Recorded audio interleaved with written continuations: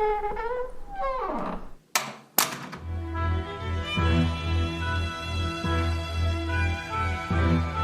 Knights of the Shed podcast presents Zweihander, a fireside chat.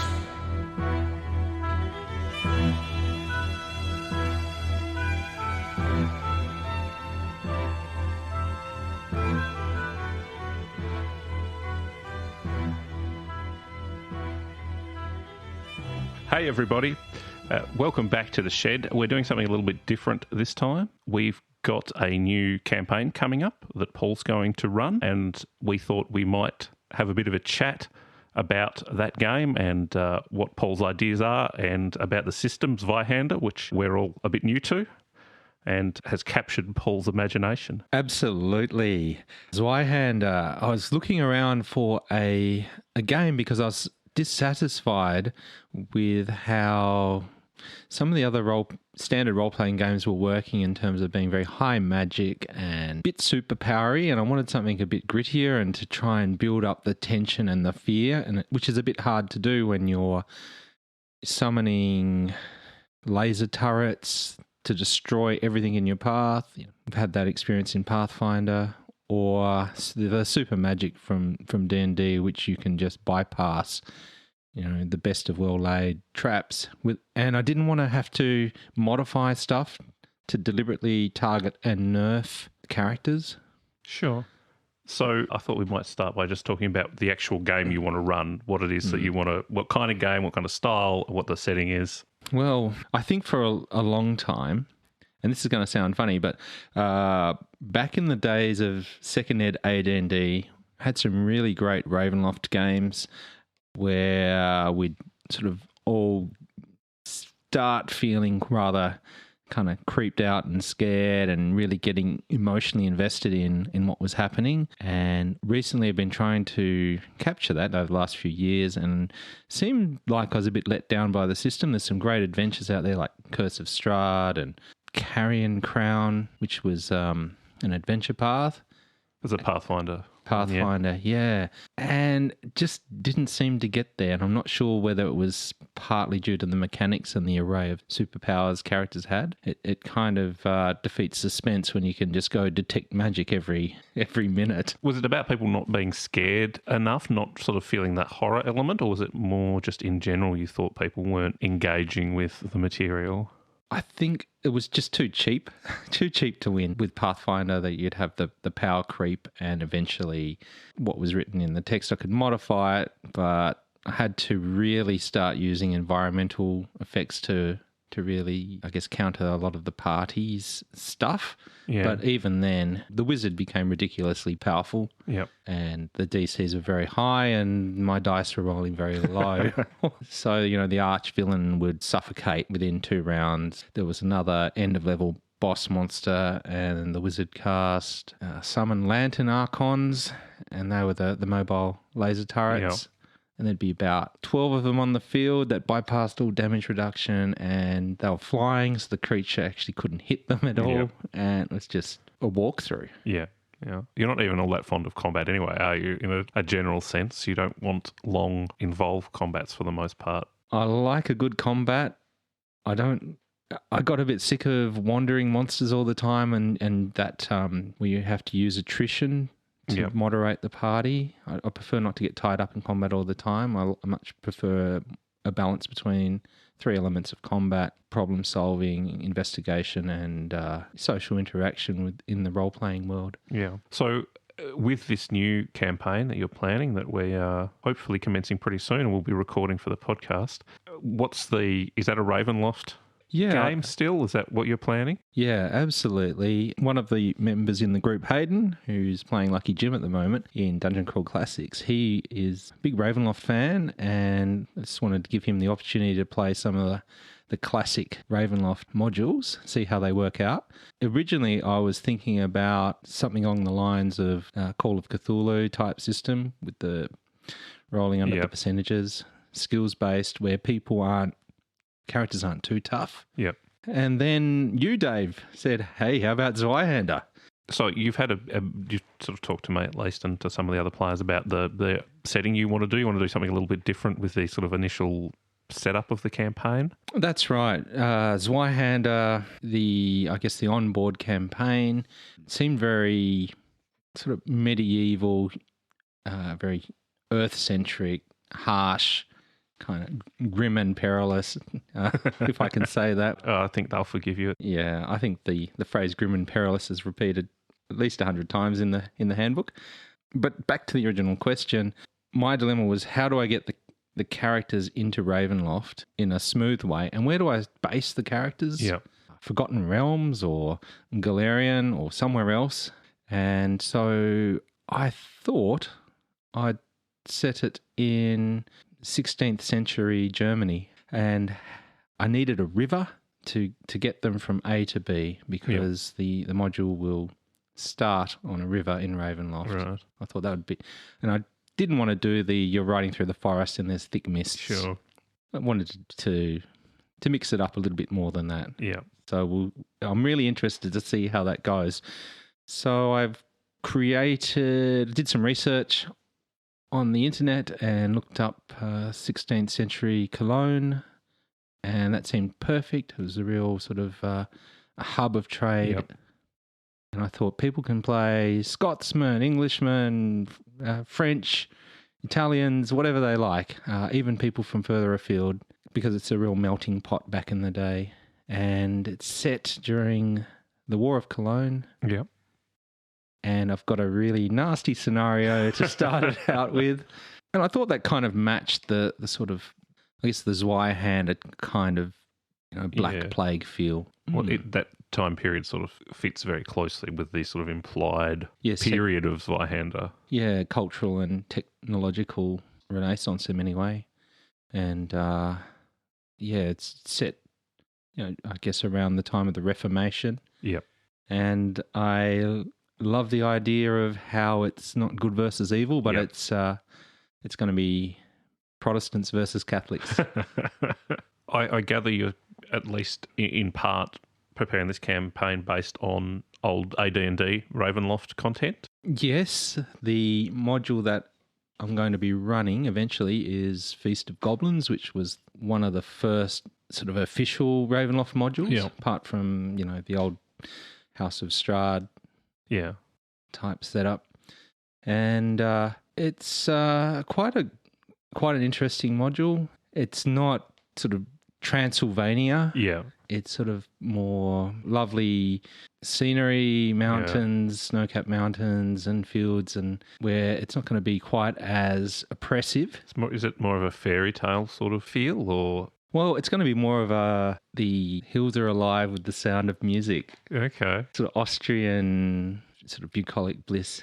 Okay. That probably creeps me out a little bit more than Barovia, to be honest. Yeah, so get everyone up tap dancing and singing and, putting them out of their comfort zones. No, that won't happen.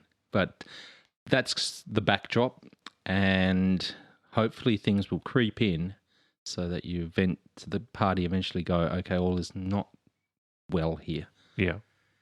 I'm hopefully going to design that so that there are ways to win without actually having to go full buffed up fighter magic user type. Well, I was going to ask you about that in terms of doing the conversion of an AD&D module to Zweihander, how you're approaching that, and whether it's a fairly straight conversion or you're just taking the plot points. My experience is often converting a module or an adventure to a system other than Dungeons and Dragons. It works best to kind of take the best plot points and the most interesting combat setups and discard a lot of sort of filler combats or small encounters with 3 goblins or whatever it is that in a lot of systems that aren't based around that attrition model that you were talking about with D&D that you don't really need, and with something like Zweihander would probably make it too dangerous. Absolutely. I guess smart players going to be rewarded. Again, going back to those 3 elements of investigation, social interaction, and combat, they will all work together. So I think it'd be very hard if you just went in with a combat approach. Are you adding much additional content of your own? I'm converting the monsters and mainly just the monsters. That's probably been the most interesting bit, but it's a good way to get to really know the system and the bits and pieces. Are you building custom monsters, or are you mostly just reskinning what's in the Zweihander book? I think the new supplement that's been on Kickstarter has more rules about monsters. I did a bit of a study of the bestiary in the original book and sort of worked out there was a bit of a formula, and got onto the Zweihander Reddit page and asked for a little bit of feedback there on one of the creatures I created, and just sort of asking about what would typical stats be for a different whatever tier. Yep. And then I just got to work, and I sort of, I guess, feel like intuitively got a bit of a feel for what different creatures at different tiers have, just by compare and contrast. Yeah. And, reskinned with Zweihander stats. Yeah. And, it's going to be interesting to see whether I've made them too powerful or just right. And there'll be ways in which you can, the party can turn the tables on the creatures, or at least have advantages through using their other skills. Yeah. As I said earlier, I was sort of interested in getting some of your take about the actual mechanics of the game and what you like about it and what you think it will bring to your game. It might be worth talking about first, though, just your background in playing role-playing games. I know you've got a fairly long history, particularly with Dungeons and Dragons. And since I've known you, since I've been playing with you, you've sort of been exploring more options a bit more deeply, I think, than maybe you were inclined to. Precisely. I was a very insular TSR fanboy. Yeah. And even when Third Ed came out, we still played Second Ed for years. Yep. Had a bit of a go at Third Ed. And then one of my friends, Andrew, he bought me the Pathfinder set. Yep.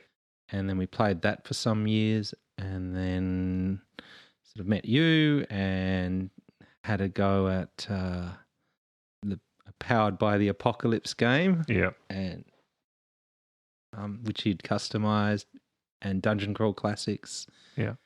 And it kind of expanded from there. Really, that started really kind of making me think differently about how to run a game. Yeah. Yeah, and lots of great ideas. So to be more specific, so if someone, say for instance, if you pushed a roll in Call of Cthulhu or something like that, you can turn that into a role-playing opportunity. Like, how do you do that? Yep. Or, you spend luck. How'd you get lucky to spend that? So asking a lot more of the players to invent and participate in the drama that's at the table. One thing I was interested in talking a bit more to you about, because it was, I guess, my little peek into the process for you, but we have been playing a game of Call of Cthulhu separately from the podcast, playing the Two-Headed Serpent adventure. And after one of the sessions of that game, that's sort of the genesis of this. My suggestion to you about Zweihander was that you were sort of asking about, what other systems exist within this kind of D100 ecosystem, and does anyone know of anything that could work? I think you were asking about Ravenloft in particular, but fantasy generally. So there were a number of recommendations that kind of went back and forth about D100 fantasy games, because there's a few of them out there. But Zweihander was sort of the last thing I recommended to you for whatever reason. It just happened to pop into my brain, I think. But I recommended it to you one evening, and then sort of within 24 hours, I think sold. You'd fallen in love with it. Yes. So you recommended it could suit the dark powers element, and I guess the rules around corruption. Yeah. So I had to check that out. I actually saw Adam Coble speak about it on his YouTube station, and went through the handbook. Yep. And point out all these different features, and I was just enthralled and excited. And then I saw him and Daniel Fox talking about it, and it just elaborated. I think there was one phrase about the game is about how the world shapes the characters, and I guess their story within that. Yep. And to see where different people can end up. I always liked the idea of the most unlikely hero. Yeah. and suddenly being able to influence the world in some way or not. Not everyone has noble endings. In terms of the mechanics and the things you sort of saw in the preview, or even the things you've seen since, I guess, in reading the book, what were the things that really grabbed you about that game that you sort of said, this is what should be in the games I'm running, this will help me tell the stories or have the game experiences that I'm looking for? I like the alignment system and how it's shades of grey. You've got order and chaos ranks, and you head towards a tendency within a character. And I like the idea of a strength when you flip it or in the wrong situation becomes a weakness, and how characters can kind of crack and descend towards order or chaos, and the implications for that. It kind of mimics real life. It's a bit different than Dungeons and Dragons, which alignment is a useful tool in those games, but either some people treat it too prescriptively, or it just sort of gets ignored. I'm sort of guilty of being in the just ignore it camp, because I'd rather just decide what I'm going to do consistent with what I think about my character. But it's a slightly lighter touch in Zweihander in terms of what it says about your character. It's more of a prompt than a prescription. Yeah.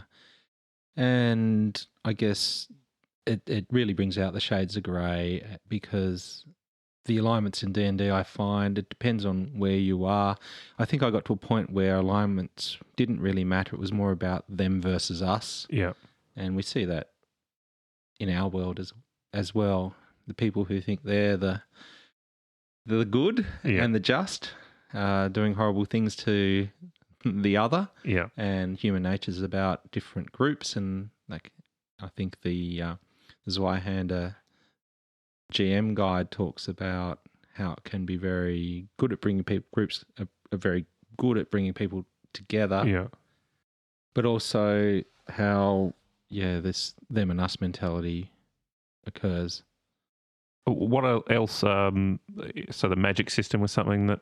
Yeah, I love the idea of how there is energy spewing from the abyss. And that energy, it's not necessarily good or bad, but I guess it's a bit like radiation. Yeah, spellcasting is a little more risky in Zweihander than, say, Dungeons and Dragons. Yes. Again, it can corrupt your body and mind. Yeah. And the magic is also divided up into 3 different tiers. Yeah. Which I liked, and you have to spend your, I guess, the equivalent of experience points and being able to purchase magic. Yeah. Is it divided into different schools or different types of magic as well? Yes, you have the divine and the arcane, and the arcane is divided up into schools, for a better term. Yeah. And so you have your set of spells. Yeah.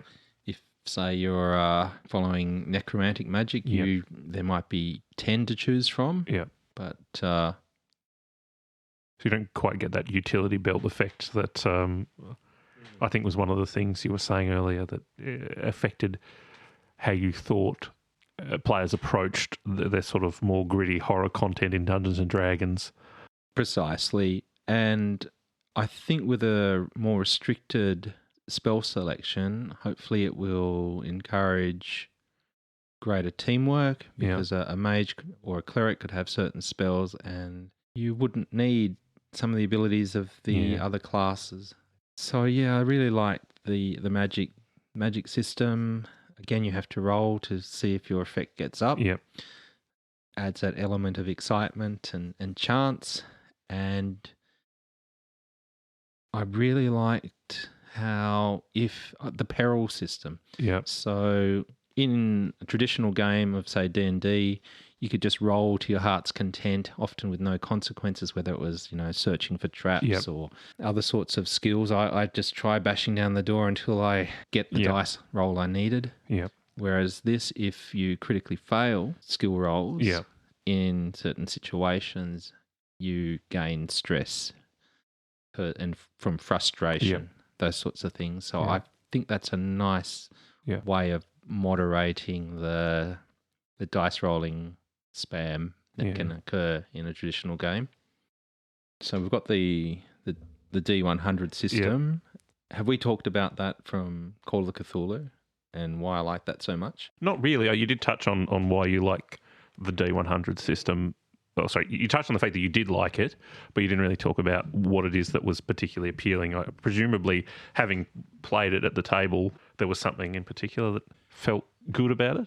Yeah, I really liked how it was focusing on skills rather than pluses and minuses and all those sorts of things that you get. And with Zweihander, it just makes it so easy to modify the roles based on whatever circumstances are going on, whether it's easy, difficult, routine. Because there was, back in the day, and maybe this is sort of a gap in my DMing, but you'd have people roll reasonably trivial things and roll really low. Yeah. And they can't. Or you have the wizard who's able to open the door, whereas the 18th strength fighter wasn't able to, just based on luck, that sorts of things. So I think Zweihander kind of evens it all up with the difficulty ratings. Yeah. One thing about it too, which it comes out in Call of Cthulhu, although I think is inherited by the structure of D100 games in that they generally have some sort of approach that's fairly granular with skills in terms of having quite a lot of different possible skills. And a diversity of ratings in the skills, is that it does move away from at least the sort of post-TSR Dungeons & Dragons tendency for all of the characters to be defined by their widgets rather than their skills. In a D100 game, you're sort of left with solving all the problems primarily by saying, well, what am I going to do? And then being told there's a skill that applies to that. Whereas in D&D, particularly with spells, as you've sort of touched on, a lot of it is to think, well, how can I use a spell to get past this particular thing, or how can I use a special ability that I've got, which I don't necessarily think is a bad kind of play, but it's more super heroic, I suppose, in one way. You're looking at like what is the thing that makes my character special that I've got that I can use to approach this situation, rather than simply what would I do in this situation? Yeah, I guess it's I don't know, maybe more intelligent play, because you're kind of looking at it from the ground up around what normal people might do in a situation. You look at your skills list and go, well, there's some ideas inherent in there that can trigger creative problem solving, rather than I point my finger and cast Finger of Death. There's also, I think, an inherent balance. I mean, characters in a D100 game are often not really balanced in the sense that they have equal combat capabilities, but they usually start with the same number of points to spend on their skills, and you make the choices about those skills.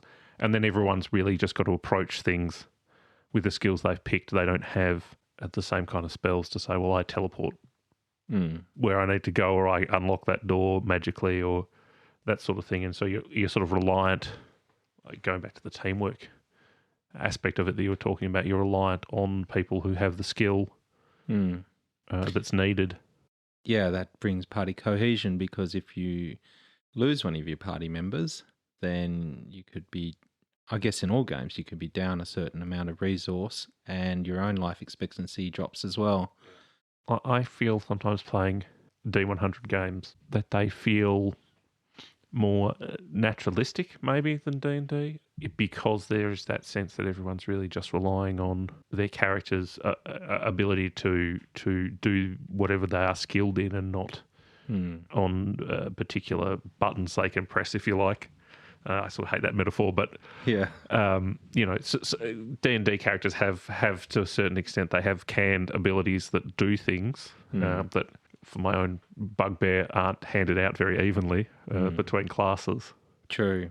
Yeah, that seems to be borne out. And you can use skills over and over, and you've got an array, so even though you might not be so well trained in certain things, you've got a possibility of being able to do something still. Yeah. Play the odds, and just having the skills there, you might think of something a bit lateral. Yeah. The profession system is something you've mentioned as something you enjoy.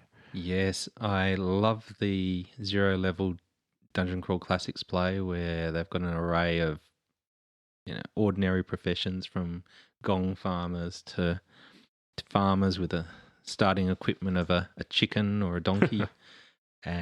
And so Zweihander kind of expands on that and says you can sort of play these people. Yeah. You can earn a living, and more often than not, there are stories about sort of ordinary people who were at the wrong or right place at the wrong or right time, and their stories around how the world shapes them. Yeah.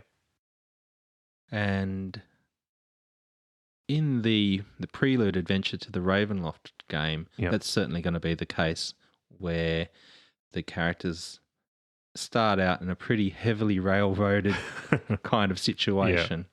So they're under siege in a city by an invading army. Yeah. And as we see in the real world, people are in these situations all the time, and they're railroaded along different courses. Is that this is going on to a slightly different topic. It's sort of about your own preferences, but obviously Ravenloft has that kind of horror element and the idea of kind of people caught in a situation that's well beyond their capabilities and well beyond their knowledge, and starting with the idea of sort of people with very normal professions, not adventurers, fits very well in a kind of horror game, which is obviously what you're going for here. Is that kind of what you default to as your kind of milieu, or like do you enjoy superpowered games as their own genre or their own kind of game to play? I don't think I do. That's fair enough. Yeah, not for a long time. Like, I like having fun games, and where there's a bit, like I really was thinking about using Dungeon Crawl Classics and having a really serious, tight game there. Yeah, because I like that low level. Things don't get uber powerful. Yeah, but no, I can see the appeal, but I just have a real itch to scratch when it comes to low level gritty play. And I think and I thought about this, and I thought anything I would DM would probably default to, as long as it's got a bit of grit. Yeah, but I guess I've been playing for 35 years. So, probably moved on a little bit from some of those types of narratives. Yeah. And looking for the ones that kind of either give me a shiver down the spine or hope to try and trip out the players somehow so that they can kind of feel things in their bodies a bit more visceral. Yep. And I guess the shades of grey and the moral dilemmas and making the best of bad situations and choosing between lesser evils, choosing between two evils and temptations and so on. That kind of interests me, what players do and where they go with their characters. So absolutely love it when you can just see the dilemma washing over people's faces and people factionalizing in the party. Yeah. So you like to see something a little less party based, I guess, something where people have slightly more individual motivations, where it's not.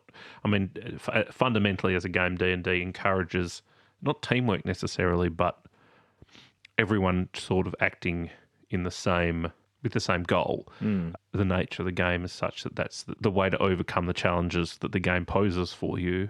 Is that everyone working together gives you the best chance of doing that, which encourages a particular kind of play, as opposed to some other games, Apocalypse World, for instance, that doesn't really set it up so that anyone needs to be working together. It's each person has their own goals, and each playbook in that game sets you up to be doing certain things in the game that don't align with everybody else. Makes for good drama. You see it in, I guess, Star Wars. There's a bunch of misfits. It's Lord of the Rings. There's something really interesting about diversity, and it creates tension within the party. And indeed, I'd say some of the most successful, or the hardest adventures are those that target that fundamental rule of the party, where everyone is.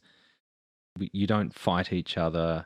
You don't steal from each other. I mean, it happens and then the party breaks down and it doesn't go anywhere. But if you can have an outside influence doing that within the party, and it doesn't even have to be magic, it can just be a moral dilemma. I think there's one adventure where one of the characters was taken over by an alien entity. Yeah. And they were pretty much just a husk person. Yeah. And they just, because everyone just assumed Yeah. that everyone was on the same team, Yeah. that character was able to TPK. Yeah.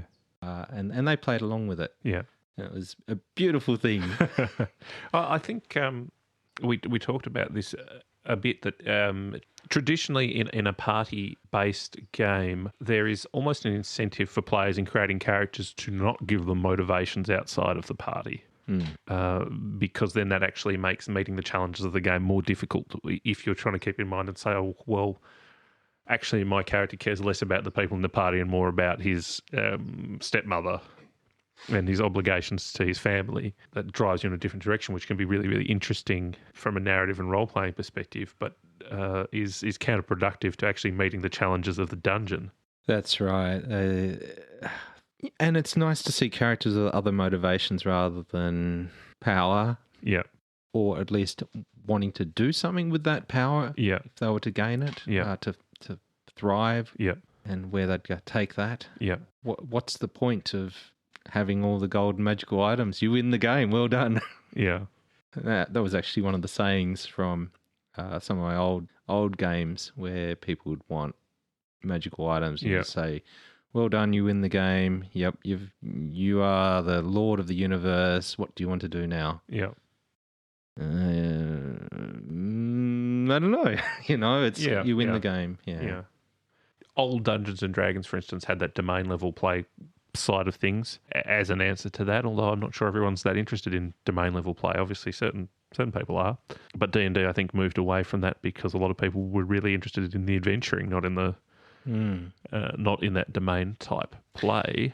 It's great if you like accounting and working out how much to pay your henchmen and your troops, and then how you're going to fund them and how much tax you get. It's pretty cool. I didn't mind that. Yeah. But it seems like it's sort of more one-on-one type play with your DM, and then I'm not sure how everyone can contribute that unless you have a board meeting. Yes. And that's a bit too much like real life. Well, hopefully it remains to be seen, but I suppose we'll see it over the course of the campaign, whether or not Zweihander helps you to create the kind of game that you want to create and whether it has the tools there for you. I absolutely think it will. I've got big hopes for it, and hopefully the system will just make everything run smoothly. I think it will. I think it's gonna work for what I want. And it will encourage people to also, with just the inherent mechanics, to also, I guess, play in a way, in a style that's going to really make some interesting narratives for the character and the river of the story. Well, no doubt we'll see, and everyone listening can find out when they tune in when we start. We'll be recording the first few episodes next month. That's right.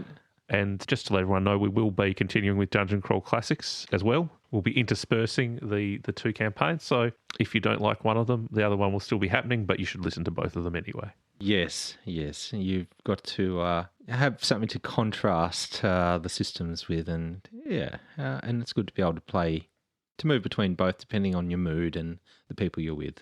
Well, thanks for chatting, Paul.